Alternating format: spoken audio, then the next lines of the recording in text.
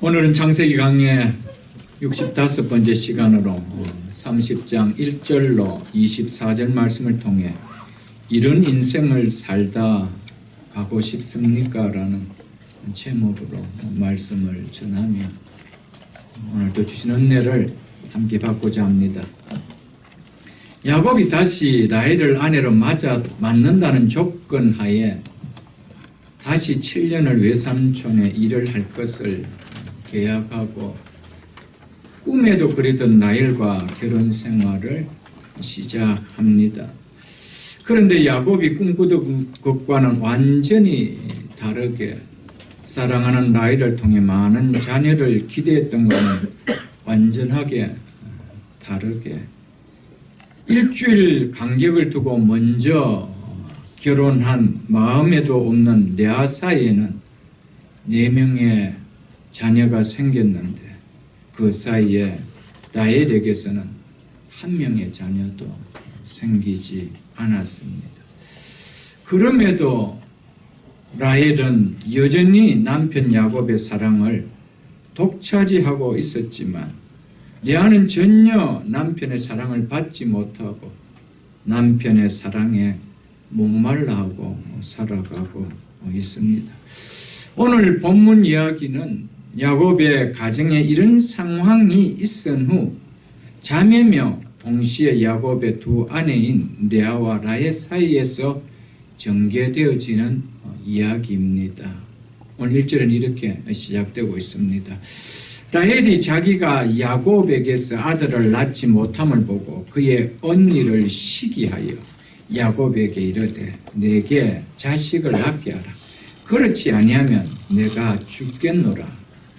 라헬은 남편으로부터 사랑을 독차지하고 있음에도 불구하고 자식을 낳지 못한다는 것으로 아들을 잘 낳는 언니 레아를 보고 매우 괴로워하며 언니를 심히 시기를 합니다. 어떤 문제로 괴로워하고 시기 질투하는 마음을 가진 사람에게 남이 받지 않은 것을 자신이 받고 남이 갖지 못하는 부러운 것을 자신이 가졌다고 해도 행복이라는 말은 그 마음에 들어갈 틈은 없다는 것입니다. 라헬은 자식을 낳지 못함에도 남편의 사랑을 듬뿍 독차지를 했습니다. 남이 갖지 못한 탁월한 외모를 가졌습니다. 라헬은 그것으로 결코 행복의 양이 차지 않았습니다. 그래서 급기야 남편에게 나로 아들을 낳게 하라고 때를 씁니다. 낳게 하지 않으면 죽어버리겠다라고까지 협박을 합니다. 자, 사라를 보십시오. 사라는 몇 살에 결혼했는지는 성경에 기록되지 있지 않지만은 약 30세에 결혼을 했다 해도 60년 동안 자녀를 전혀 갖지 못했습니다. 사라는 90에 자녀를 가졌지 않습니까?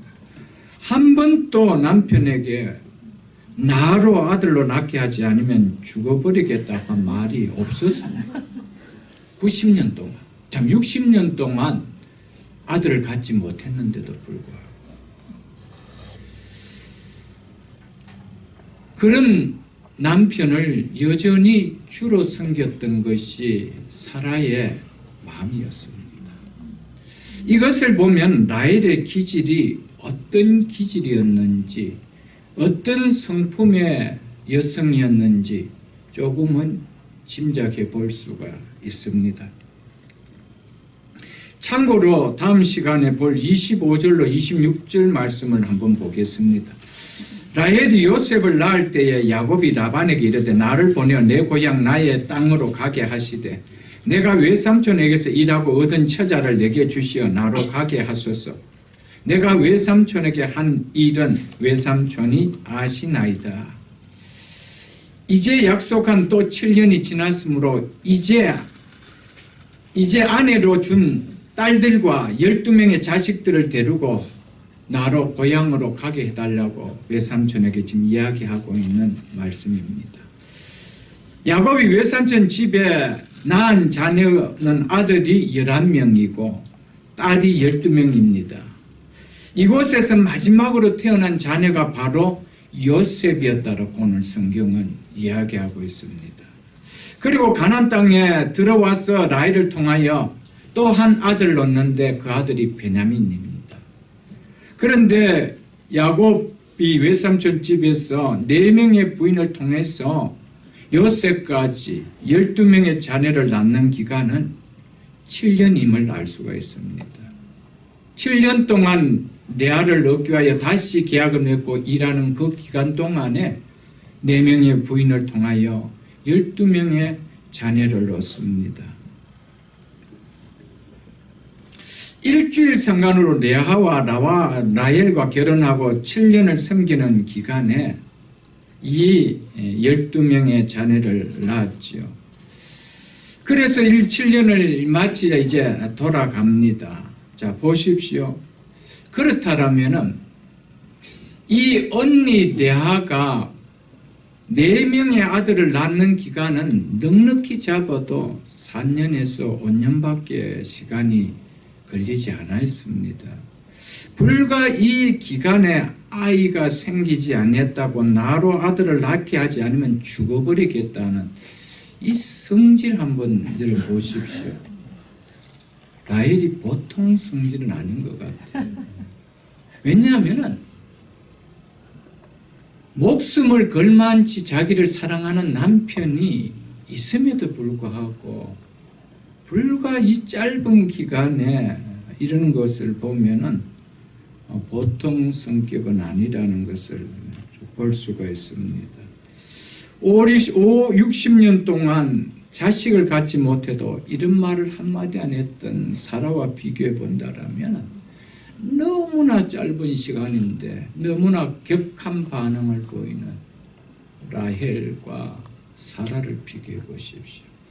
그래서 성경을 보면은 사람의 그 기질들을 어느 정도는 조금 헤아릴 수가 있음을 우리가 볼 수 있죠. 라헬이 이런 반응을 보인 것은 아이를 쑥쑥 잘 놓는 언니에 대한 질투심과 시기심 때문이었습니다.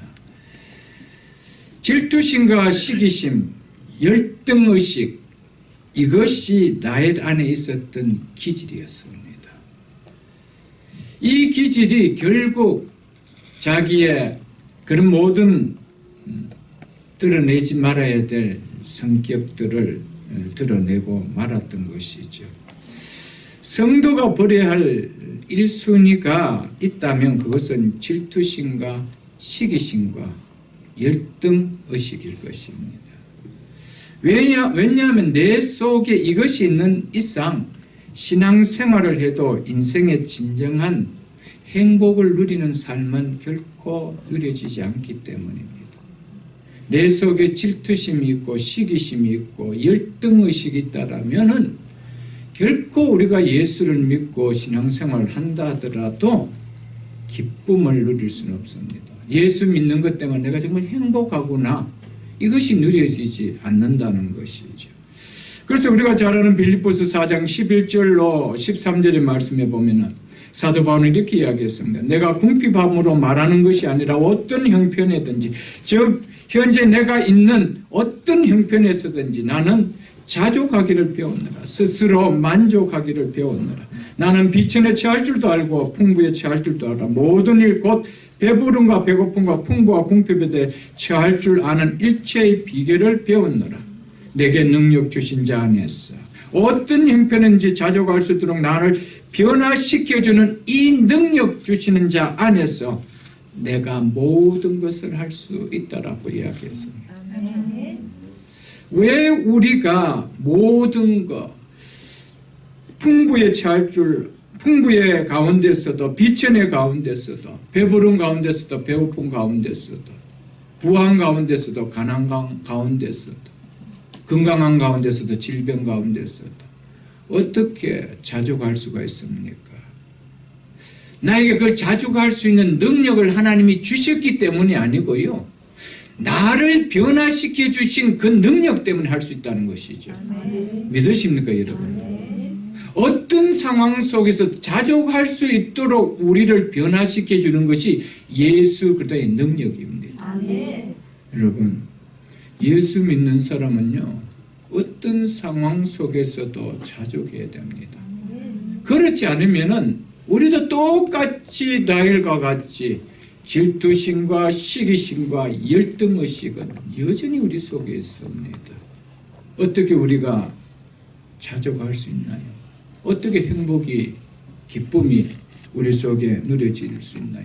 항상 비교 대상이 있는데 그 비교 대상을 볼 때마다 내 속에 일어나는 시기심과 질투심은 어떻게 누를 방법이 없는데 내 속에 일어난 열등의식은 잠재울 수가 없는데 여러분 어찌 기쁨이 있겠고 어찌 행복이 있겠어요, 여러분들. 내게 능력 주신 자 안에서 어떤 상황 속에서 자족할 수 있도록 나를 변화시키시는 그분 안에서 우리는 행복할 수 있는 것입니다. 믿으십니까?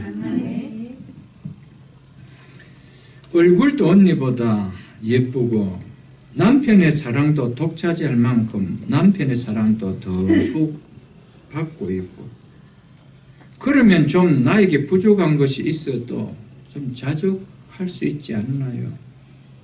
모든 것에 다 완전하라는 것은 욕심입니다.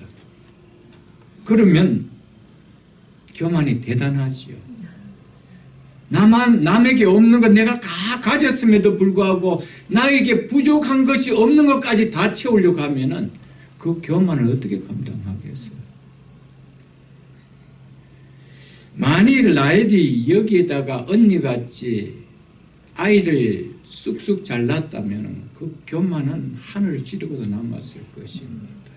하나는 은혜죠. 라헬을 다루신 하나님의 특별한 은혜였어요. 4명의 언니가 자식을 낳을 동안 한 명도 놓지 못하게 하면서 내 스스로 교만이 꺾여지고 겸손한 자리에 내려가는 것은 하나님의 특별한 은혜였죠, 여러분들. 만일에 나중에 보면 알겠지만은 이 라헬이 원하는 대로 자녀를 자기 몸에서 놓을 수만 있었다라면 그는 하나님 의지 안 했습니다. 요셉을 놓을 타임은 바로 하나님을 의지할 때였습니다. 여러분, 우리 모든 것이 내 원대로 되진다라면요, 세상에 나를 당할 적 없는 거예요. 그 고개 덤을 어떻게 누가 꺾을 수가 있나요? 없는 거예요, 여러분. 우리에게 부족한 것이 있음을 감사하십시오. 그것 때문에 내가 고개가 숙여지고 그것 때문에 하나님 앞에 내가 기도할 수 있다라면 그것 때문에 내가 하나님 앞에 예배드린 자로 설 수 있다라면 감사하십시오, 여러분. 배운 것도 많고 외모도 특출하고 남편도 수입이 많은 상사고 오는데 그래서 좋은 명차에 좋은 집에 산다라면 감사하는 마음으로 자족하는 모습이 있어야 되지 않나요? 배우지 못하고 외모도 빠지고 남편의 수입도 보잘것없는 형제나 친구의 그 가족의 자녀를 볼 때 남다른 모범생이고 손댈 것이 없고 또 원하는 대학에 쑥 들어가 줄 때 내 속에 그거 가지지 못한 것 때문에 우리 라헬과 같은 마음을 가질 때가 없습니까? 다른 거는 누구보다도 원하는 것을 내가 다 손에 쥐고 있고 누리고 있는데도 그거 하나 또 손에 차지 않아서 그런 마음은 없는지 우리는 좀 돌아봐야 될 수 있어야 됩니다. 채워지지 않는 그 하나 때문에 우리 이 땅의 많은 사람들이 자기 인생을 추락하는 인생으로 살아가고 있음을 잊지 마십시오, 여러분들. 내게 지금 부족한 거 하나 때문에 끝까지 목말하고 그것 때문에 시기심이 생기고 열등감이 생기게 하는, 나를 그렇게 애타게 만드는 그 무엇이 여러분과 저에게는 지금 없는지 한번 돌아보십시오. 이것만 있으면 난 완벽할 건데, 이것만 채워지면 난 부러울 것이 없을 텐데 라는 그 하나가 뭡니까? 라헬에게 있어서는 자식이었습니다.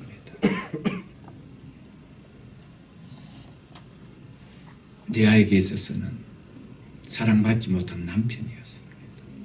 우리 각자에게는 목말라하는, 채워지지 않는 그 하나가 있습니다. 그 하나 때문에 내가 겸손해질 수 있다라면, 그것 하나 때문에 내가 하나님 앞에 겸손한 인생으로 살아갈 수만 있다라면 그것은 하나님 우리에게 주신 축복의 시간입니다. 믿으십니까 여러분들? 만일 내 원하는 걸 다 채워졌다라면 내가 과연 하나님을 믿을까? 하나님을 섬길까? 누구보다도 더 어깨를 젖히고 교만한 모습으로 살아가지 않을까? 내 하나 그 약함을 건드려 주신 거 감사하게 여기십시오. 아멘. 믿으십니까? 아멘. 못난 언니가 아들을 4명을 낳는 것을 보며 시기심과 열등감에 사로잡혀 내게 자식을 낳게 하라. 그렇지 아니하면 내가 죽겠노라 하는 라헬에게 야곱은 이렇게 말을 합니다. 2절을 보십시오.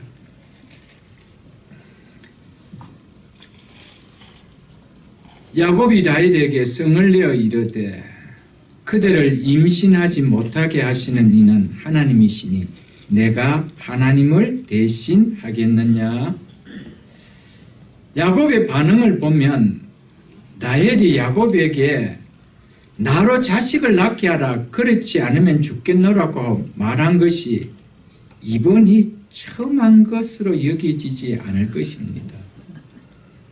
어느 남편이 7년을 단 며칠처럼 여길 정도로 사랑하는 그 여인을 바라보며 기쁨으로 사는 삶인데 이 한마디 했다라고 화를 내겠어요, 여러분들. 그렇다라면은 라헬은 일하고 돌아온 야곱을 볼 때마다 이 이야기를 끊임없이 했다는 것을 알 수가 있을 것입니다, 여러분.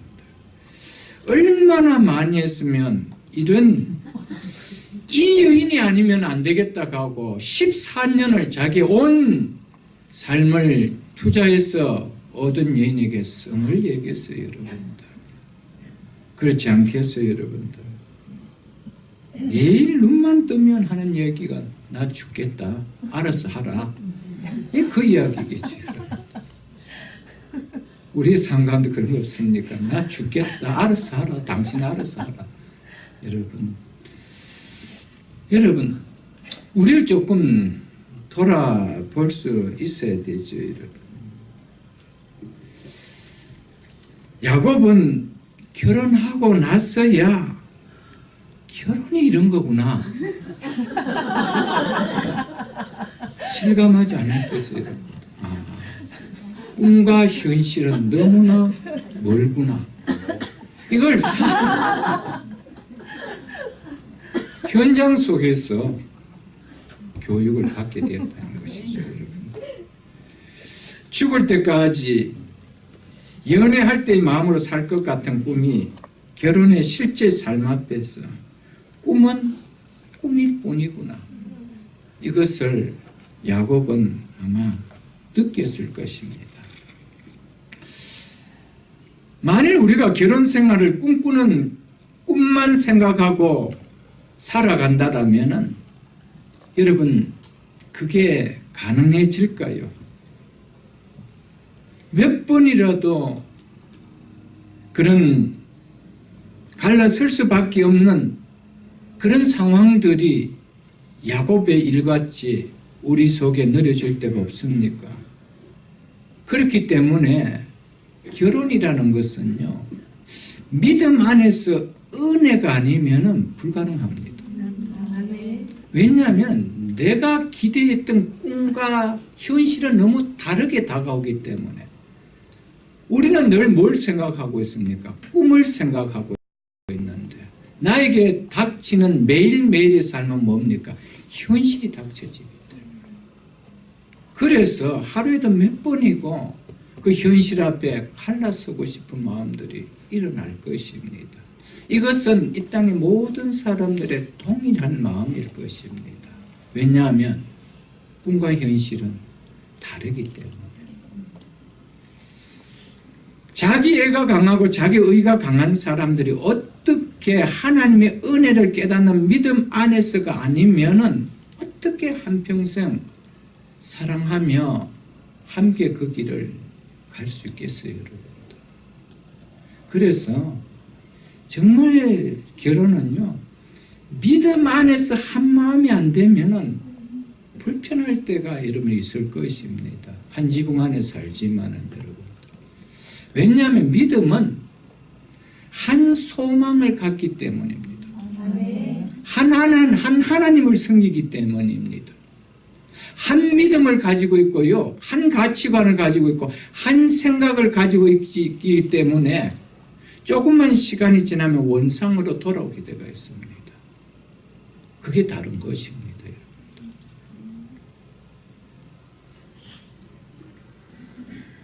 야곱은 사랑하는 아이가 들어서지 않는다는 것을 알고도 어머니 리브가가 아이를 갖지 못할 때 이를 위해서 하나님께 기도하던 아버지 이삭의 모습과는 달리 사랑하는 라헬이 불임으로 고통을 받고 있는데도 기도하지는 않고 내가 하나님을 대신하겠느냐며 씀만 냅니다. 그러니까 라헬의 입장에서는 정말 나를 사랑하는 남편이 맞을까 이런 마음이 안 들겠어요. 14년을 나를 위해서 늘 하는 이야기가 14년을 나는 당신을 위해서 나는 희생한 남자다고 하는데 이런 이야기를 들을 때 그 말이 실감이 나겠어요, 여러분? 안 나죠. 뭘 해야 됩니까?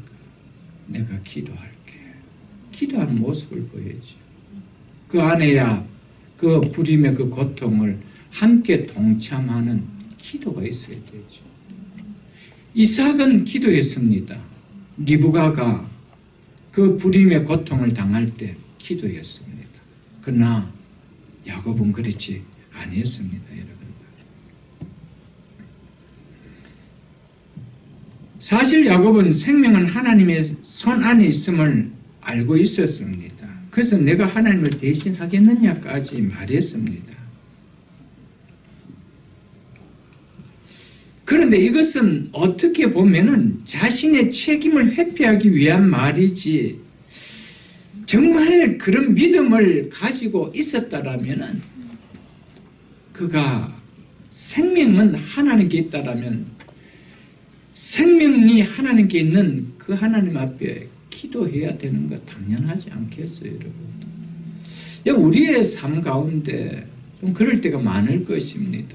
분명히 그의 입술을 통하여 진리를 선포하는데 하나님의 말씀인 성경을 이야기하는데 삶에서는 본인은 그 말씀과는 전혀 믿음과 동떨어지게 살아가고 있다는 것이죠. 그렇다면 그 입술에서 이야기한 하나님 말씀은 자기가 믿는 믿음으로 이야기하는 말입니까? 이런 말을 내가 알고 있다라는 도용입니까? 그거밖에 아니죠, 여러분. 지금 야곱이 그렇게 하고 있다는 것이죠.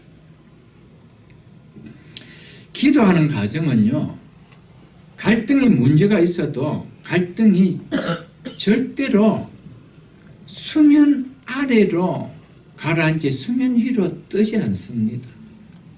기도가 없는 가정은 어떤 갈등의 문제가 생기면요, 더욱 수면 위로 그 문제가 부각되어 갈등이 점점 더 깊어집니다. 이것이 특징입니다. 기도하는 과정은 문제 때문에 마음이 나눠지지 않기 때문입니다. 그 문제를 가지고 함께 한 마음으로 기도하기 때문에 마음이 나눠질 수가 없는 거예요. 그래서 그 문제가 수면으로 부각되지 않습니다. 문제는 있지만은 수면으로 부각시켜서 내외가 갈등이 일어나지는 않습니다. 그 문제를 수면 안으로 낮춰버리죠. 왜냐하면 같은 문제를 안고 내외가 함께 한 마음으로 기도하기 때문에. 그러나 기도하지 않는 가정은요, 문제만 보입니다. 그래서 그 문제를 가지고 서로가 옥신각신합니다. 그러니까 무엇만 더 보입니까? 문제만 더 수면으로 보일 뿐입니다. 절대로 하나가 되어지지 않죠, 여러분. 여러분, 기도의 과정은요, 다툼이 그리 많지 않습니다. 그러나 기도가 없으면요, 늘 다툼이 있습니다. 마음이 하나가 되지 않아요, 여러분. 만일에 어떤 자녀의 문제 때문에 그 문제를 가지고 서로 내외가 기도한다라면 그 내외는 자녀들 문제 때문에 그리 다툼이 일어나지 않습니다. 왜냐하면 그 문제가 서로의 마음이 하나이기 때문에. 어떤 비즈니스 문제가 있다라면 그 문제 때문에 서로가 기도한다라면 그것 때문에 다툼이 일어나지 않아요. 왜냐하면 그거를 안고 있는 마음이 서로 내외가 같기 때문이라는 거예요. 그래서 서로 위하고 서로 아파하고 서로 격려해 주기 때문이라는 것이죠. 믿으십니까, 여러분? 왜 이 가정에 골이 더 깊어집니까? 기도해야 될 사람이 기도하고 있지 않기 때문에. 이것이 우리에게 이야기해 주죠. 그래서 디모데전서 2장 8절에 보면은 이 바울은 그러므로 각처에서 남자들이 분노와 다툼 없이 거룩한 손을 들어 기도하기를 원하노라 그랬습니다. 분노와 다툼 없이 거룩한 손을 들어 기도하기를 원하노라. 여러분, 기도하는 과정에는요, 분노와 다툼이 수면하로 가라앉습니다. 그러나 기도가 없는 과정 속에서는요, 조그마한 문제가 생기면은 다툼이 늘 일어납니다. 끊임없이 일어납니다. 아무것도 아닌 문제 가지고 말을 만들어서 더 다툼을 깊게 만들죠. 우리 서로 기도하죠. 기도하면은 그 문제만큼은 한 마음입니다. 하나의 생각을 가지고 갑니다. 어떻게 그 문제 때문에 다퉈질 수가 있겠어요, 여러분. 라인은 자신이 임신할 수 없음을 알자 더 이상 언니가 낳은 자식을 남편이 품에 안고 좋아하며 그 앞에서 재롱을 피우며 기뻐하는 모습을 볼 수가 없어. 라헬은 예전에 사라가 한 것처럼 여종 빌라를 통해 대신 아들을 낳도록 남편에게 넣어주는 방법을 선택합니다. 고대 근동사회의 간섭은 만일 여주인이 아기를 갖지 못하면 대신 여종이 아이를 낳아 주인의 아들로 삼아줍니다. 3절로 4절 보십시오. 라헬이 이르되 내 여종 빌라에게로 들어가라. 그가 아들을 낳아 내 무릎에 두리니 그러면 나도 그로 말미암아 자식을 얻겠노라 하고 그의 시녀 빌라가 남편에게 아내로 주매 야곱이 그에게로 들어가더니. 아기를 무릎 위에 둔다는 것은 그 아기를 자기 자식임을 받아들인다라는 표현입니다. 자식이 그 아이의 법적 보호자가 되었음을 나타내는 표현이 무릎 위에 아들을 둔다라는 말입니다. 라헬은 이렇게 해서라도 아이를 낳고 싶은 것은 사라처럼 하나님의 뜻을 이루고 싶은 마음에서가 아닙니다. 사라는 여종 하가를 넣어준 것은 단순하게 아들을 갖고 싶어서가 아니었습니다. 하나님의 약속의 뜻이 너무 이루어지지 않기 때문에 기다리다 못해서 이렇게 해서라도 하나님 뜻을 이루어드리면 어떻겠냐 하는 그것에서 방법이 자기의 인간적인 방법을 사용했던 것이었죠. 그러나 라헬은 그런 마음이 아니었습니다. 단지 아이를 낳아 언니와 경쟁해서 나도 자식이 있다라는 것을 좀 보여주고 싶다는 그 열등의식을 싣고 싶은 마음의 뿐이었다는 것이죠. 그래서 혹 아이를 낳지 못함으로 인해서 남편의 사랑을 언니에게 빼앗기지는 않을까. 끝까지 남편의 사랑을 독차지하고 싶은 마음에 그 욕심에서 아들을 갖고 싶었는 것밖에 아니었다는 것입니다. 서로 위로하고 서로 격려하고 서로 사랑해야 될 자매가 이렇게 이제는 경쟁의 관계로 바뀌어버렸다는 것이죠. 우리에게 이런 라헬의 마음이 없는지 한번 돌아보십시오. 내가 하나님으로부터 복을 받고 싶어하는 솔직한 이유는 무엇인지 한번 돌아보십시오. 하나님 뜻을 이루어 드리고 싶었습니까? 아니면 나를 드러내고 싶은, 너무 이렇게 사는 모습이 억울하게 느껴졌어. 그 문제 조금 씻김을 받기 위해서입니까? 우리의 기도의 제목들 속에 솔직하게 우리를 좀 돌아볼 수 있는 마음이 있어야 됩니다. 5절로 6절을 보십시오. 빌라가 임신하여 야곱에게 아들을 낳은지라 라헬이 이르되 하나님 내 억울함을 푸시려고 내 호소를 들어서 내게 아들을 주셨다고 이로 말미암아 그의 이름을 다니라 하였으며. 라헬이 그토록 아이를 낳고 싶어 했던 이유가 이제 밝혀지고 있습니다. 자신의 억울함을 풀기 위해서라고 자기 스스로 입으로 고백하고 있습니다. 무슨 억울함입니까? 언니는 4명의 아들을 낳았는데 나는 1명을 낳지 못했다는 그 억울함이죠. 그걸 생각한다면 레아는 4명의 아들을 낳아줬는데도 여전히 남편의 사랑을 받지 못하고 있는 억울함이 있겠죠. 그 억울함은 라헬은 왜 생각하지 않고 있나요? 오직 자기 중심입니다. 오직 자기 중심. 모든 것이 자기 중심으로 살아가는 이 라헬. 여러분, 왜 언니가 아이를 낳고 내가 아이를 낳지 못하는 것이 억울함으로 와닿아야 되나요?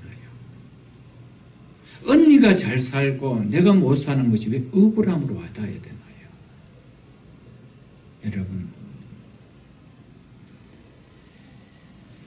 우리의 삶 가운데 이 내와 같이 인생이 억울하게 느껴지는 인생을 살아가는 사람들 의외로 많습니다.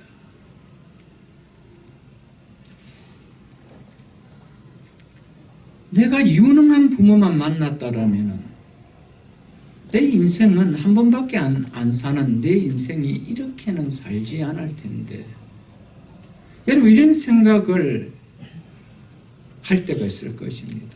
저도 어린 마음에 그런 때가 있었습니다. 나도 좀 반듯한 집에서, 좀 부잣집에서 태어났으면 좀 달랐을 텐데 그런 생각을 했습니다. 그래서 어린 마음에 나는 커서 꼭 부자가 되리라 이런 욕심도 가져볼 때가 있었습니다. 내 인생에 대해 보상되지 않는 억울함 없나요, 여러분? 있죠. 내가 좀 유능한 남편을 만났다면 내 인생이 좀 달라졌을 텐데, 이런 마음을 우리가 꼭 갖지 않나요, 여러분? 있을 것입니다. 여러분, 억울함을 해결받기 위해서, 그 억울함을 풀기 위해서 살아가는 인생들이, 달과 같은 인생들이 우리 속에 너무 많다는 것이죠, 여러분. 그러나 진짜 억울한 일이라면 괜찮죠. 이게 그렇게 뭐가 억울한 일입니까? 언니가 잘 살고, 언니가 아이를 놓고, 언니가 행복하게 사는 것이 그게 왜 그렇게 억울한가요, 여러분? 사람의 관계가 사랑의 관계가 아니고 경쟁의 관계로 여겨질 때 나와 가까이 있는 사람에게 있는 것이 나에게 없다라고 생각되어지면 다른 사람이 잘됨이 은혜로 감사로 고마움으로 여겨지지 않고 억울함으로 들게 되어 있습니다. 나는 왜 이래? 나는 언니와 같은 남편을 만나지 못했어. 내 인생은 왜 이래? 이런 생각이 드는 거예요. 로마서 12장 15절로 18절에 보면 이렇게 말씀하고 있습니다. 즐거워하는 자들과 함께 즐거워하고 우는 자들과 함께 울라. 17절에 아무에게도 악을 악으로 갚지 말고 모든 사람 앞에서 선을 도모하라. 할 수 있거든 너희로서 모든 사람과 더불어 화목하라. 그것이 영적 예배를 드리는 성도들의 모습이요 삶이어야 된다라고 성경은 이야기하고 있습니다. 남의 즐거움에 함께 즐거움이 되어야 되죠. 그것이 나에게 억울함으로 여겨진다라면은 좀 곤란하다는 것이죠. 그때 어떤 마음들이 생기냐? 경쟁심이 생깁니다. 열등심을 내가 이 열등의식을 해결해야 되겠다는 마음이 생기죠. 분노들이 생기는 겁니다.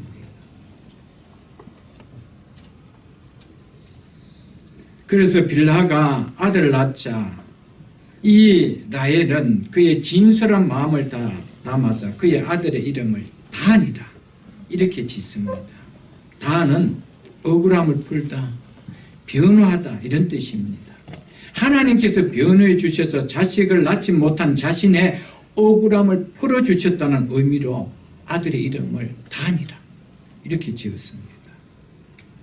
당시 이 지역의 문화권에서는 부모의 희망이나 사항이나 혹시 태어날 상황에 따라 아이의 이름을 지었습니다. 애써 태어날 때 얼굴이 붉다고 해서 애써라 붉다 그래 지었습니다.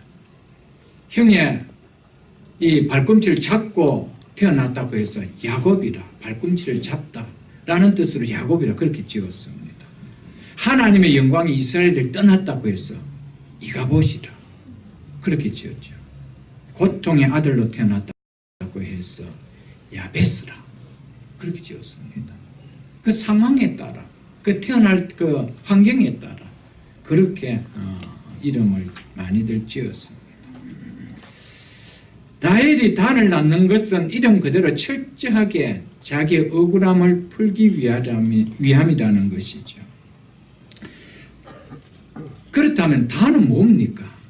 엄마의 억울함을 풀어주기 위한 태어난 아들밖에 아니라는 것이죠.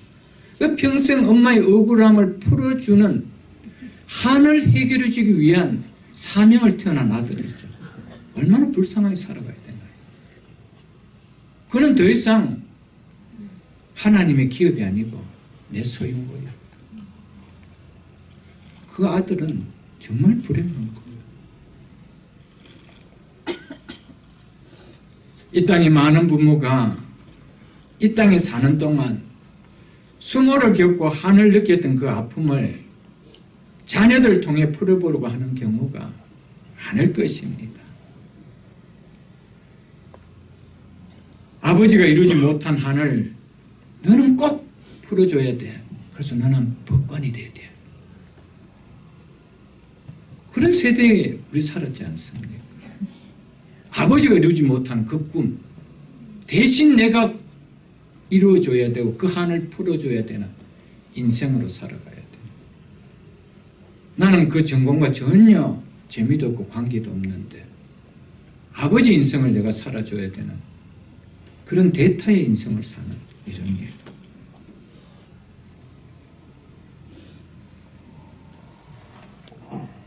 아버지는 이 학교 들어가려고 4년을 지었었는데 결국 못 들어갔다.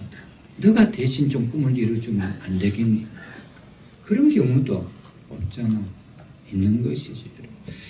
우리의 이루지 못한 억울함, 그 한, 그것을 풀기 위해서 자식을 바라볼 때 정말 자식으로 바라보지 않고 내 기쁨이 되어줘라며 그렇게 자녀를 키우고 있지 않는지 우리는 좀 본문 말씀을 통해서 좀 돌아봐야 됩니다, 여러분. 예수 믿기 전에 각자에게는 다 단이 있었습니다. 이 단의 꿈을 갖고 있었습니다. 그러나 예수 믿고 나면 나의 억울함을, 나의 한을 이루는 꿈이 주의 나라와 주의 의를 이루는 꿈으로 바뀌어져야 됩니다. 이게 예수 믿는 성도의 삶이죠, 여러분들. 예수 믿고도 더 예수의 이름으로 내가 이루지 못한 단을 이루기 위하여 기도한다라면 그 어찌 바른 성도겠어요, 여러분들. 우리는 내 억울함을 풀기 위한 삶이 되어서는 안 됩니다. 그 억울함이 주의 은혜 앞에 눈 녹듯이 녹으며 하나님의 원함을, 하나님의 그 소원을 풀어드리려고 사는 삶이 되어야 됩니다. 그것이 성도의 삶입니다. 믿으십니까? 라헬은 빌라의 몸종을 통해서 아들을 낳은 것을 통해서 하나님이 내 억울함을 풀어주셨다라고 말했습니다. 문제는 하나님도 라헬과 같이 생각을 하느냐는 것이죠. 이게 문제입니다, 여러분. 라헬은 하나님이 내 억울함을 풀어줬다고 하는데 하나님도 그렇게 동의하느냐는 것입니다. 여러분, 우리가 많은 경우에 내가 착각하며 신앙생활을 할 때가 많다는 것이죠. 하나님은 전혀 그것은 내가 보니 너가 은혜 받은 일이 아닌데 나는 그 자꾸 은혜라고 이야기할 때가 있다는 것이죠. 그거는 내가 너를 꾸중해야 될 일인데 내가 볼 때는 넌 정말 내가 기뻐함을 통해서 누린 것이 아닌데 나는 그것을 자꾸 하나님 은혜로 이렇게 되었다라고 이야기할 때가 많다는 것이죠. 여러분, 내가 은혜라고 이야기할 때 하나님도 동의해줘야 됩니다. 그게 동의해줘야 됩니다. 하나님은 그건 은혜가 아니에요. 그건 내가 기뻐하지 않는 방법을 한 거예요. 그럼에도 불구하고 우리는 그렇게 생각할 때가 없는지, 자기의 생각을 마치 하나님도 그렇게 생각하는 것 같이 여기고 그 일로 통해서 위로받으려고 하는 것은 참 위험한 신앙입니다. 나를 다듬고 가는 진보가 없는 거예요. 그렇기 때문에 우리는 항상 말씀 앞에서 진솔하게 내 모습을 비춰봐야 된다는 것이죠. 하나님 내 억울함을 풀어주셨다. 하나님은 이렇게 억울함을 풀어주는 분이 아닙니다. 이건 전적 자기 착각이죠. 누구의 이름으로 하는 겁니까? 하나님의 이름으로. 우리가 이럴 때가 참 많다는 사실을 좀 기억하시고요. 단이 태어나서 하나님께서 내 억울함을 풀어주셨다라고 여겨졌으면 이제는 기쁘게 살아야 되죠. 말은 풀렸다라고 하는데 레아의 모습, 라헬의 모습은 보면 여전히 언니 레아에 비해서 부족함을 느끼는 열등의식에서, 질투의식에서 아직 벗어나지 못하고 있음을 다음 구절에서도 볼 수가 있습니다. 7절로 8절 보십시오.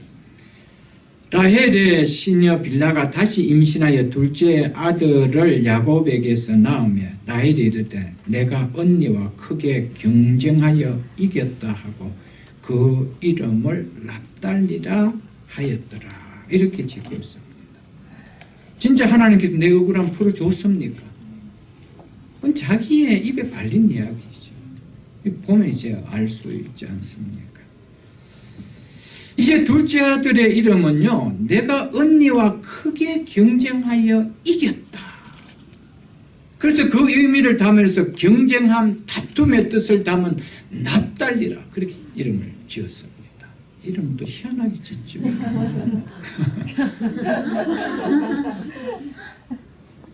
자식의 이름이 오직 자신의 억울함, 한을 담은 질투가 가득한 이름밖에 없습니다. 신앙의 고백이 담긴 이름이 하나도 없죠, 여러분.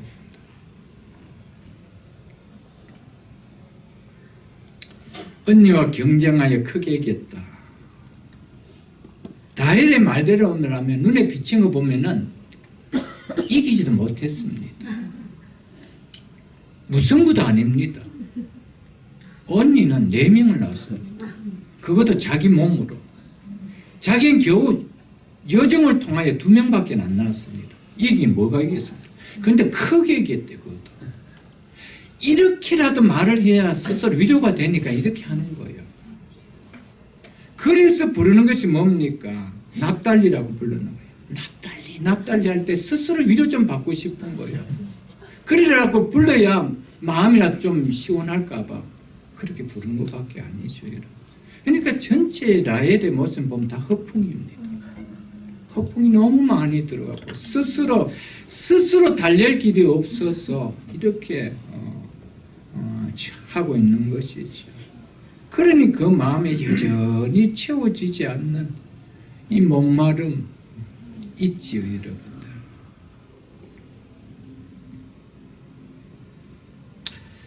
라헬이 2번째 자식을 놓고자 한 이유는 뭡니까? 언니와 경쟁해서 이기기 위함이다. 라헬을 통해 우리에게는 이런 납달리가 없는지 좀 보셔야 됩니다. 나는 누구와 좀 경쟁해서 이기고 싶어 하는 그런 욕심들이 없는지, 그런 질투심과 시기심과 열등의식은 없는지 좀 돌아보십시오. 나에게는 납달리가 없는지.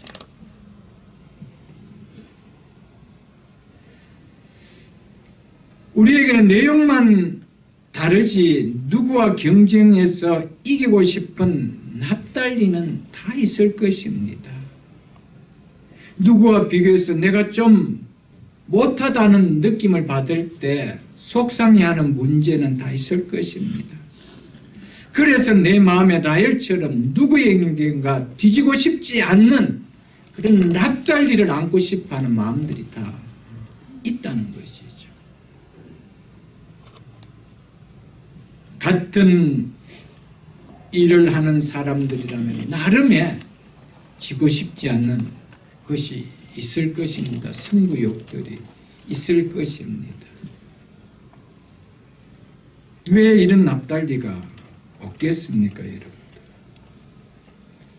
그래서 자식을 납달리로 키우고 싶어하는 경우가 우리도 라헬처럼 있을 것입니다. 누구에게도 보란듯이 내세우고 싶은 납달리. 누군가 경쟁했을 때 나라는 존재가 그래도 좀 괜찮지 않느냐 하면서 내세우고 싶을 만큼의 자녀를 키우고 싶어하는 그런 납달리가 있다는 것이죠.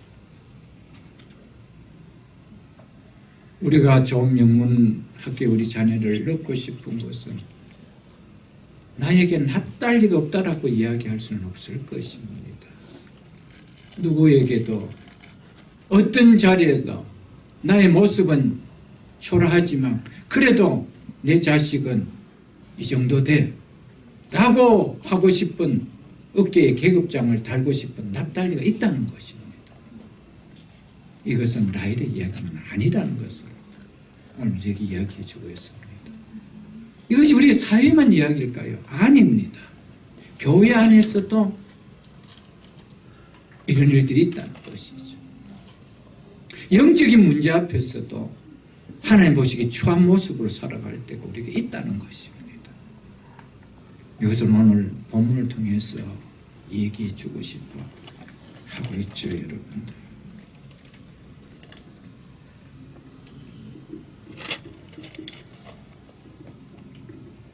우리가 그런 형편이 되고 그런 위치가 되고 그런 여유가 된다라면 우리는 그를 수할 수가 있지만 그런 형편과 그런 여건과 그런 상황이 되지 않으면서도 누구에게인가 뒤지고 싶지 않고 나도 이 정도 된다는 것을 모습을 보여주고 싶어하는 헛소리를 부를 때가 우리는 없는지. 그렇지 않은 헛소리를 부르면 안 됩니다. 내 모습 그대로 자족하고 살아야 됩니다. 그것이 믿음의 백성입니다. 여러분. 우리가 왜 헛세를 부립니까? 그것은 다른 이유 하나도 아닙니다. 납달리를 다 갖고 있기 때문에. 나 좀 괜찮지 않느냐? 나도 이런 거 거치니까 좀 괜찮지 않느냐? 그런 마음들 다 있다는 거예요. 여러분. 예수 믿는 사람은 단도 없어야 되고요. 납달리도 없어야 돼요. 이건 하나님 기뻐하는 것이 아니에요. 여러분. 라헬에게 있어서 지금 자신의 품에 안긴 자식은 결코 하나님 주신 기업이 아니었습니다. 나의 억울함을 풀어주고 패배감에 젖은 내 한을 풀어주는 나의 기대를 만족시켜줄 자신의 도구일 뿐이었습니다. 이 자녀들이 얼마나 불행했겠어요. 무슨 기쁨이 있겠어요. 여러분들. 우리는 어떤 일이 있어도 자식에 대한 생각을 이런 마음을 가져서도 안 되고 이런 마음으로 양육해서도 안 됩니다. 오직 하나님 주신 기업으로 하나님 기뻐하시는 하나님 영광을 위해서 키워야 됩니다. 먹든지 마시든지 무엇을 하든지 다 하나님의 영광을 위하여 하라. 믿으십니까? 이게 성도지요, 여러분들.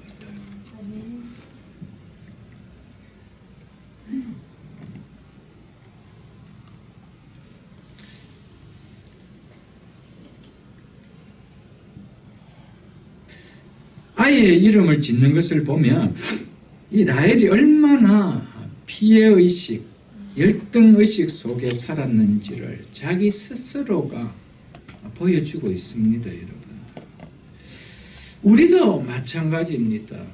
우리의 행동과 우리의 모습이 스스로 열등의식과 피해의식을 스스로 들어모일 때가 우리는 있다는 것이죠. 여러분. 우리의 있는 모습 그대로 우리 하나님 그걸 기뻐하십니다. 믿으십니까, 여러분? 라헬은 왜 이렇게 살았을까요? 하나님을 바라보는 시각의 삶이 아니고 오직 자기 자신을 바라보는 시각의 삶을 그가 살았기 때문에 그는 이런 패배의식과 열등의식에 살았던 것이었습니다. 안 믿는 사람은 그렇다고 하지만 믿는 성도는 자기를 바라보는 자기의 중심의 삶으로 살아서는 안 됩니다. 우리는 절대적으로 하나님 중심의 삶을 살아야 됩니다. 그래서 마태복음 14장 24절에 보면 예수님께서 이렇게 말씀하셨습니다. 누구든지 나를 따라오려거든 자기를 부인하고 자기 십자가를 지고 나를 따를 것이라고 말했습니다. 자기 부인. 자기 중심의 삶을 살면 우리는 항상 패배의식과 열등의식 속에 살지 않을 수가 없습니다. 우리는 헛세를 안 입을 수가 없는 거예요. 여러분들. 늘 경쟁 속에서 이겨야 되는 그런 강박감 속에 진짜 행복을 누리지 못하고 살아가는 삶이 되어진다는 것입니다. 그래서 주님은 누구든지 나를 따라오려거든 자기를 부인하라는 거예요.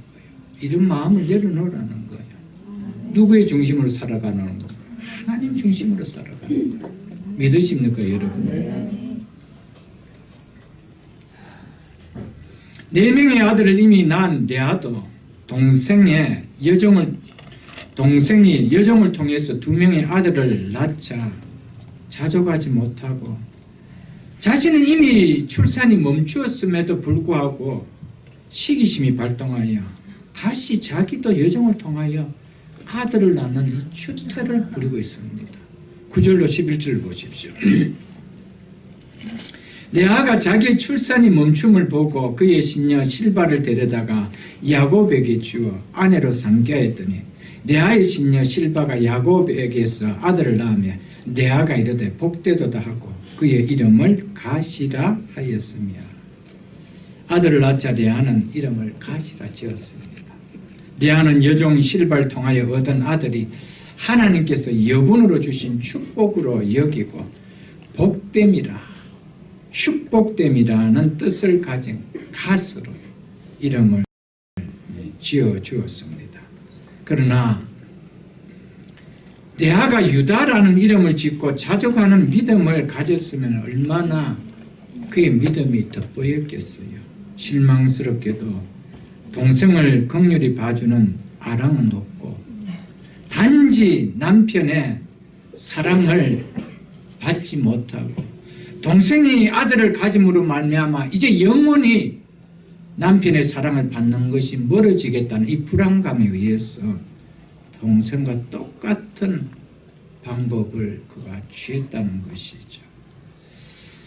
좀 괜찮은 믿음 같은 믿음을 가졌다 싶었는데 어느새 보면은 또 원상으로 돌아가는 것이 우리의 모습이 아닌가요? 이 레아의 모습이 우리의 모습까지 안 비치십니까? 야, 우리 저 성도는 이제 믿음 참 괜찮아졌다. 야, 달라졌다 그러는데 어느 날 보면은 또 원상으로 돌아가가 있는 우리의 마음을 슬프게 하는 모습을 볼 때가 있죠. 레아가 꼭 그런 거예요. 이제는 하나님을 찬양하리라고 유다라고 이름을 지었고 좀 하나님을 찬양하고 하나님을 바라보는 믿음을 좀 보였으면 어떻습니까? 동생이 아들을 갖는 거 보고 이제는 남편라고 야곱의 사랑을 받는 것은 영원히 물 건너가는 것이 되겠다는 마음이 들자 불안해서 이런 모습을 갖는 것이 볼 수가 있죠, 여러분들. 그리고 또한 이 레아를 통해서 우리가 하나 교훈받아야 될 것은 성도는 하나님이 기뻐하지 않는 방법이라면 해서는 안 된다는 거예요. 이것은 하나님이 백성으로서 할 일이 아닙니다. 하나님께서 나에게 태문을 막았다라면 이제는 더 이상의 자녀를 하나님 원치 않는다 이렇게 여겨야 되죠. 무슨 자기의 어떤 경쟁의 일처럼 세상 방법을 취해서 한다는 것은 이것은 하나님 기뻐하는 것이 아니라는 것이죠. 여러분 사랑하는 우리의 성도들은요, 내가 할 수 없는 것은 죄를 지으면서까지 해서는 안 됩니다.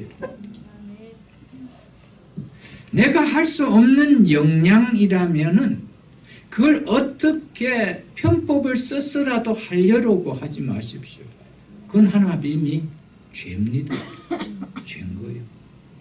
내가 할 수 있는 역량이 아니라면 하지 마십시오. 내가 요만큼 할 수 있는 비즈니스를 할 수 있는 버짓을 가졌다라면 그 한도 내에서 하십시오. 사채 끌어다 쓰고 여기다 돈 끌어다 쓰고 그래 해서 안 됩니다. 하나님 기뻐하는 거 아니에요. 하나님께서 나에게 주신 역량 안에서 내가 손이 수고한 대로 하나님 복을 주시는 것이 하나님의 축복입니다. 아멘. 그렇지 아니하고요.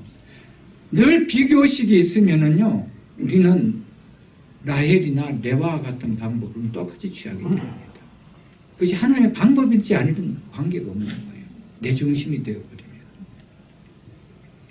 12절로 13절 보십시오. 레아의 신녀 실바가 둘째 아들을 야곱에게서 낳으며 레아가 이르되 기쁘도다 모든 딸들이 나를 기쁜 자로 자라 하리로다 하고 그의 이름을 아셀이라 하였더라. 여기서 기쁘더라라는 아셀이라는 이 히브리어는 기쁘다라는 의미도 있지만 그 의미보다는 훨씬 더 행복하다라는 의미입니다. 행복하다. 이 의미를 가지고 있습니다. 나는 행복하도다 이 말입니다. 나를 행복한 자로 하리로다. 그래서 이름을 행복이라 아셀이라 이래 지었다는 것이죠. 레아는 하나님의 도우심으로 행복을 얻었다는 것입니다. 기쁨을 얻었다는 뜻으로 아셀으로 지었습니다. 그러나 이것을 기쁨으로 받아들여서는 안 됩니다. 성도는 남과 경쟁에서 이긴 것에서 하나님이 기뻐하지 않은 방법으로 취한 것을 가지고 기쁨을 누린다, 행복하다 이런 표현을 해서는 안 된다는 것이죠. 그러니까 이 레아도 얼마나 믿음 없는 모습을 취하고 있는지를 우리에게 보여주고 있죠. 성도는 하나님의 은혜 때문에 행복해야 됩니다. 하나님이 주신 축복 때문에 기뻐해야 됩니다. 이것이 다르죠, 여러분들. 다르죠. 누군가의 경쟁 속에서 누군가를 아프게 하고 내가 누리는 그 취함을 가지고 기뻐. 아니죠. 기뻐하는 자와 함께 기뻐하고 우는 자와 함께 우는 것. 이것이 하나님 백성들에게 원하는 것이라는 것이죠. 하나님이 기뻐하지 않은 방법을 가지고 취해서 얻은 것을 가지고 나는 행복하다, 나는 기쁘다 이렇게 해서는 안 된다는 것이죠. 이것이 하나님의 은혜였다 이러지 말라는 겁니다. 이것은 뭐 해야 될 제목입니까? 회개해야 될 제목이죠. 회개해야 될 제목이죠. 레아 역시 여종을 통해서 각과 아셀을 낳았지만 여전히 자기가 원하는 남편의 사랑은 얻지 못하고 여전히 목말라 했습니다. 그 목마름이 채워지나요? 안 채워집니다. 여러분, 우리 인간이 자기의 만족을 위하여 인간적인 방법으로 채우려고 할 때 그건 절대 안 채워집니다.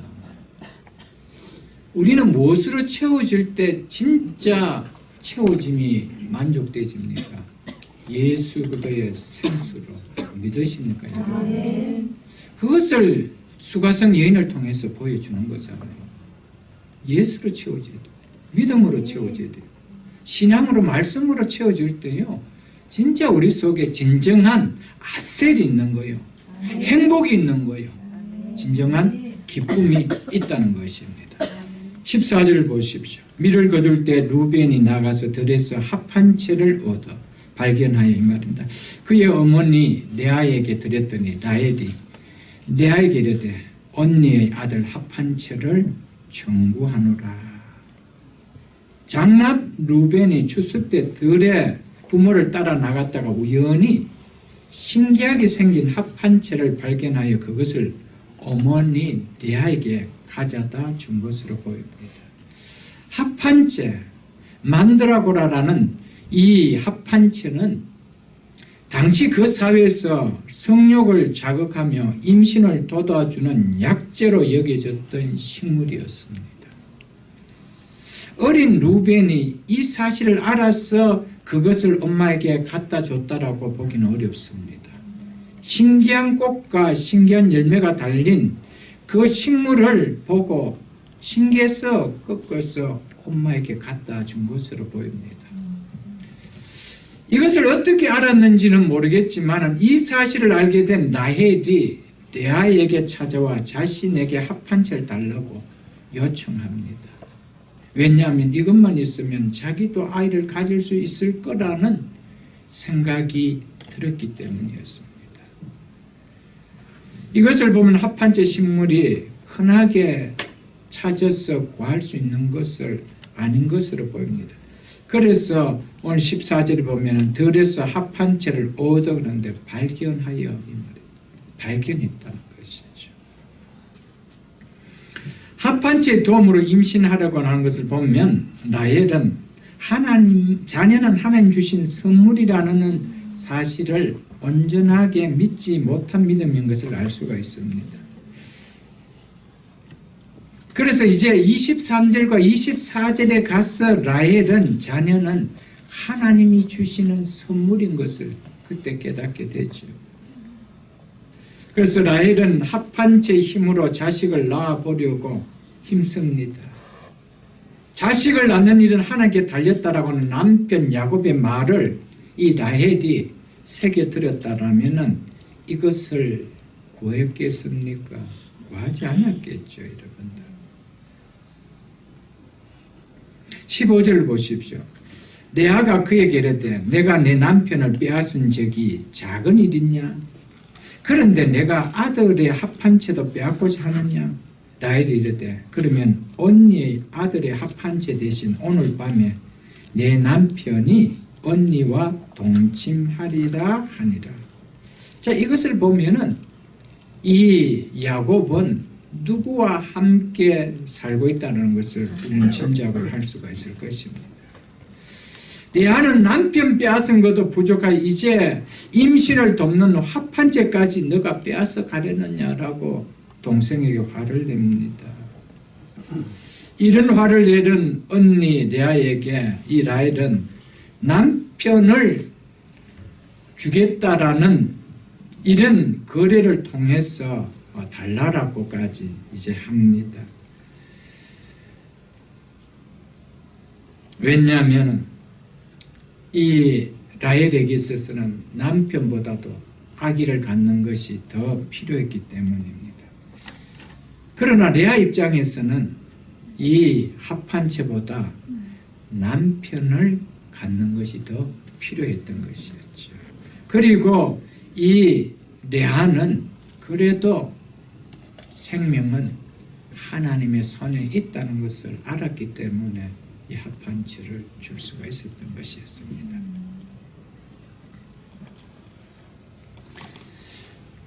우리가 영적 믿음의 자녀를 낳는 일에 있어서 좀 라헬처럼 이런 좀 욕심이 있었으면 얼마나 좋겠나라는 생각을 저는 본문을 통해서 보면서 좀 생각했습니다. 이 라헬 보십시오. 이 자식을 낳고 싶어서 이렇게 합니다. 애를 씁니다. 독차지해야 될 남편까지 물려주면서 하고 있습니다.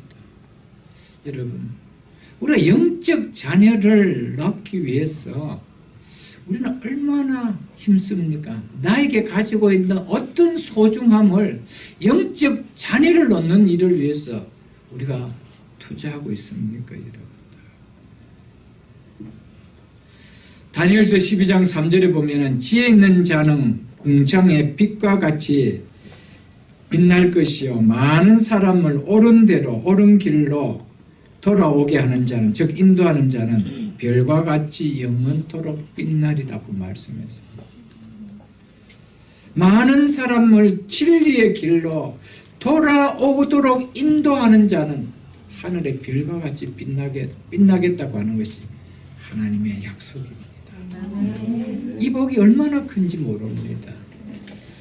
정말 이 라헬을 보면서 우리에게도 한 영혼을 구하기 위해서, 한 영혼을 얻기 위해서 우리에게도 이런 애씀이, 수고함이, 아까움을 마다하지 않는 이런 열정이 좀 있었으면 하는 마음이 들었습니다.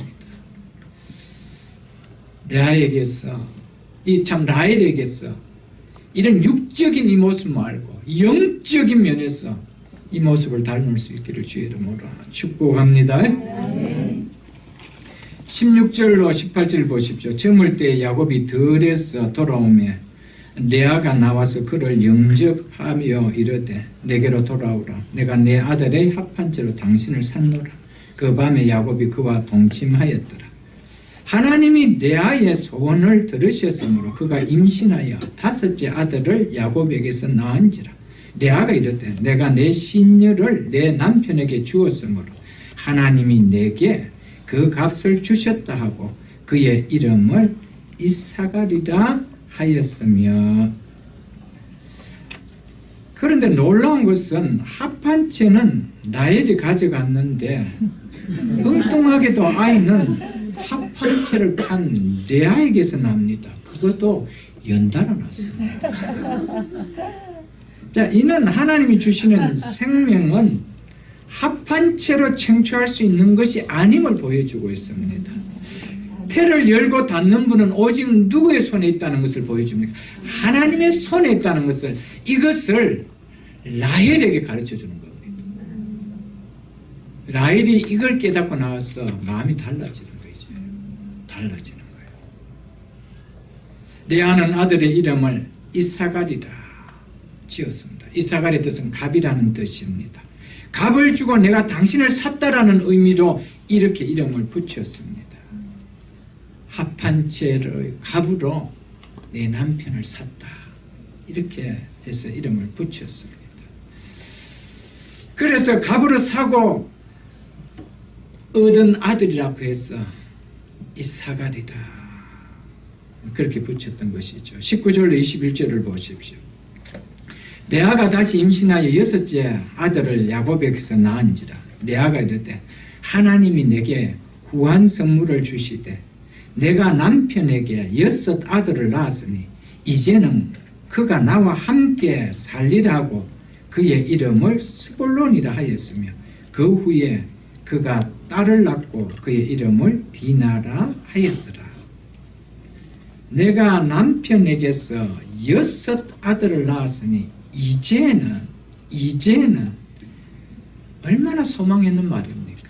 이제는 내 남편이 나와 함께 살리라고 그 이름을 스불론이다. 스불론의 뜻은 거함입니다. 거함. 레아는 자신이 야곱에게 6 아들이나 이제 안겨주었으니 이제는 남편 야곱이 죽을 때까지 자신과 함께 살 것이라는 소망을 갖고 이름을 이렇게 붙였다는 것이죠. 이런 이름 스불론이라. 이 레아가 스불론 부를 때마다 남편이 있음에도 여전히 남편으로부터 사랑받지 못하는 이 여인의 애처로움과 울부짖음, 고스란히 담겨있는 그 이름 아니겠어요, 여러분? 참 슬픈 여인입니다. 성경에 나온 슬픈 여인 중에 둘째가라면 서러워할 정도로 슬픈 여인이 있다는 레아인 것입니다. 이때까지도 남편의 사랑을 받지 못하는, 이제는 남편이 나와 함께 해줄 거라, 나와 함께 거할 거라는 그 소망을 담고 이름을 스불론이다, 거함이라 이렇게 지었는데 이름과 빗나가게 사람은 영원히 돌아오지 않고 있는 것이죠. 이것을 보면서 성도는 사람에게 위로받으려고 해서는 안 됩니다. 성도는요, 하나님에게 위로받아야 돼요. 하나님의 위로를 받으려고 할 때 사람의 마음까지 하나님 돌려주시죠. 사람에게 위로받으려고 내가 애쓰면 애쓸수록 나에게 오는 것은 화병밖에 없습니다. 속병밖에 없죠. 뭐가 있겠어요, 여러분도? 뭐가 있겠습니까? 그렇다고 해결되어지느냐? 해결되어지는 것이 아닙니다.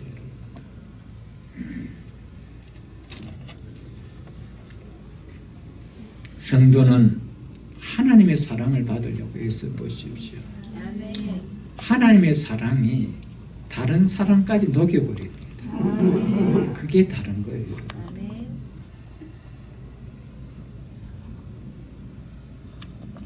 이 일로 라헬이 아이를 주시는 것은 합한 채가 아니라 하나님이라는 사실을 깨닫게 되죠. 하나님께서 믿음 없는 라헬을 아들을 낳는 이 일을 통해서 하나님이 누구신지를 이제 깨닫게 합니다. 그래서 22절로 24절을 보고 말씀을 맺겠습니다. 하나님이 라헬을 생각하신지라 하나님이 그의 소원을 들으시고 그의 태를 여셨으므로 그가 임신하여 아들을 낳고 이르시되 하나님이 내 부끄러움을 씻었다고 그의 이름을 요셉이라 하니 여호와는 다시 다른 아들을 내게 더하시기를 원하노라 하였더라. 라헬은 생명은 자기 힘으로 세상의 꾀로 얻을 수 있는 것이 아니라 전적인 하나님의 은혜의 선물을 깨닫자 이제 그의 행동이 달라졌습니다. 합한 채를 가진 것은 나였는데, 합한 채를 먹은 것은 나였는데, 아기를 낳는 것은 엉뚱한 데서 나아지더라고요.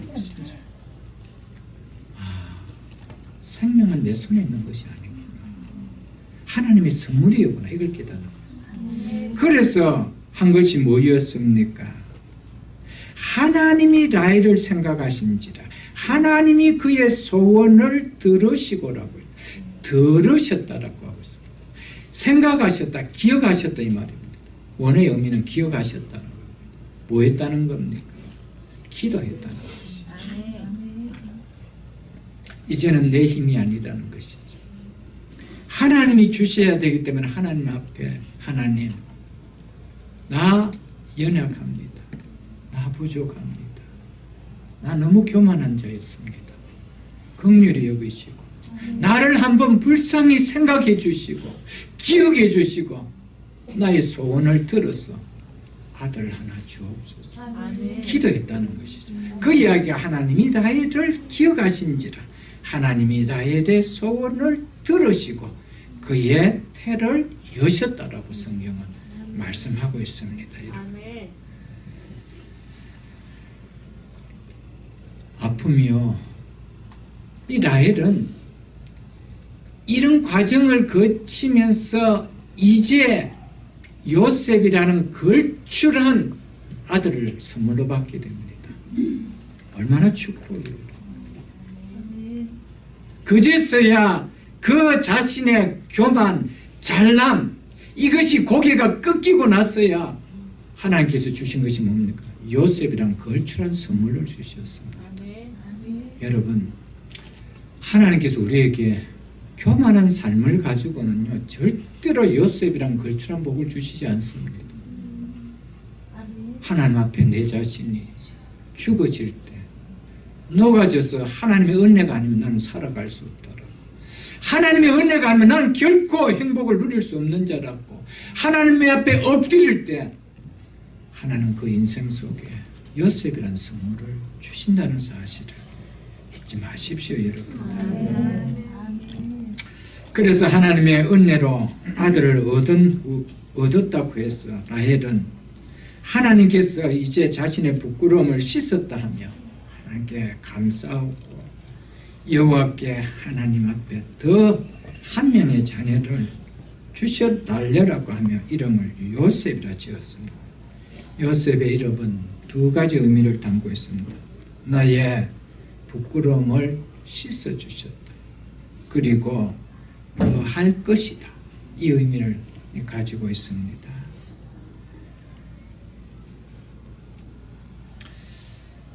사랑하는 성도 여러분, 여러분과 저희에게 요셉이라는 걸출한 은혜의 복을 받을 수 있기를 축복합니다. 우리가 라헬 같은 인생을 살아왔다 할지라도 하나님 앞에 누구보다도 겸손하게 엎드린다라면 더 이상 하나님은 라헬 같은 과거의 라헬 같이 모습으로 보시지 아니하시고 어떤 자녀보다도 귀한 요셉을 그의 품에 안기게 해 주신다는 사실을 잊지 마십시오, 여러분. 우리는 우리의 욕심이 아니라 겸손함으로 우리는 하나님의 주실 은혜를 바라보며 살아가야 됩니다. 내 힘이 빠질 때, 육신의 힘이 다 소진될 그때, 그래서 이제는 내 힘으로 어떻게 할 수 없다라고 두 손 들 때 하나님은 그때 하나님의 영광을 보여주십니다. 여러분, 우리의 삶 속에 기도를 통하여 우리의 겸손함을 드러낼 수 있기를 주님의 이름으로 축복합니다. 자, 그런데 여기서 한 가지 더 전하고 제가 말씀을 맺을게요. 여기에서 이 라헬은 마지막으로 이렇게 이야기하고 있습니다. 그 이름을 요셉이라 하니 여호와께서 다시 다른 아들을 내게 더하시기를 원하노라, 이렇게 이야기했습니다.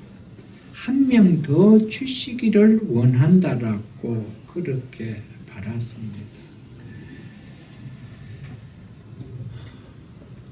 우리에게 이럴 때가 있습니다.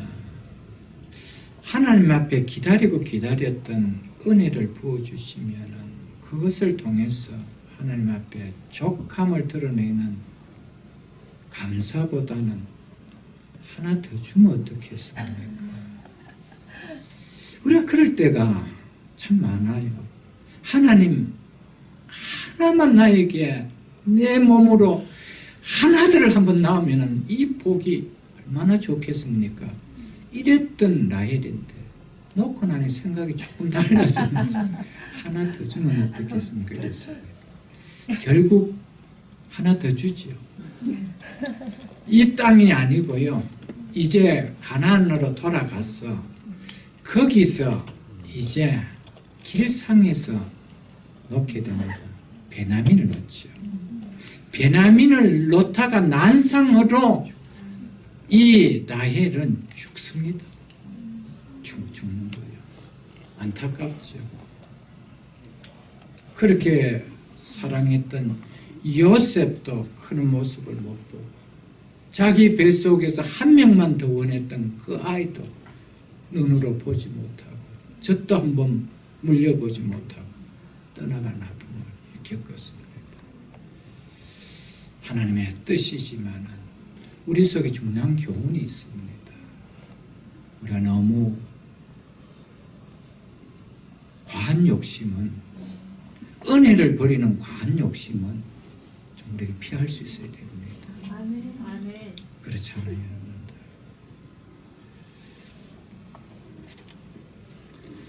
한번 보십시오.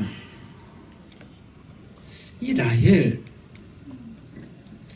삶을 돌아보면요, 아이 한번 낳아보는 걸로 인생을 마쳐버렸어요. 꿈에도 소원, 아이 한번 낳아보는 거.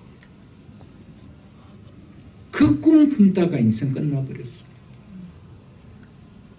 내가 하나님 앞에 어떻게 한번 살아볼고, 이런 꿈이 없었습니다.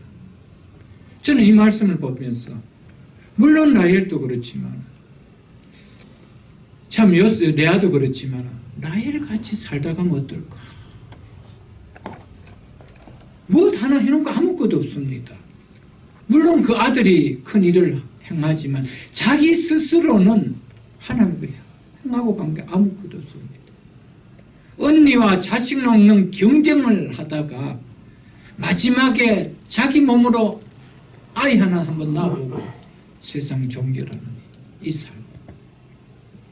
물론 영적으로 귀하지만은 우리의 삶에 적용해 본다라면, 우리가 이렇게 살다 간다라면 어떨까? 여러분 어떻게 살다 가실래요? 무엇 하나, 이거 하나 잡으면은, 이거 하나 잡으나 행복한데 이거 하나만 잡히면은 하나만 더 줄 수는 없겠습니까? 라고 세상 떠난다라면, 그것에 목말라 하다가 그것 붙들다가 세상 떠난다라면 그게 무슨 의미가 있느냐는 것이죠. 아무쪼록 말씀을 맺겠습니다. 이런 인생 살다 가고 싶습니까? 하나님, 나 그렇게 살고 싶지 않습니다라고 답할 수 있는 우리 모두가 다 될 수 있기를 주의 이름으로 축복합니다. 주신 말씀 생각하면서 이 시간을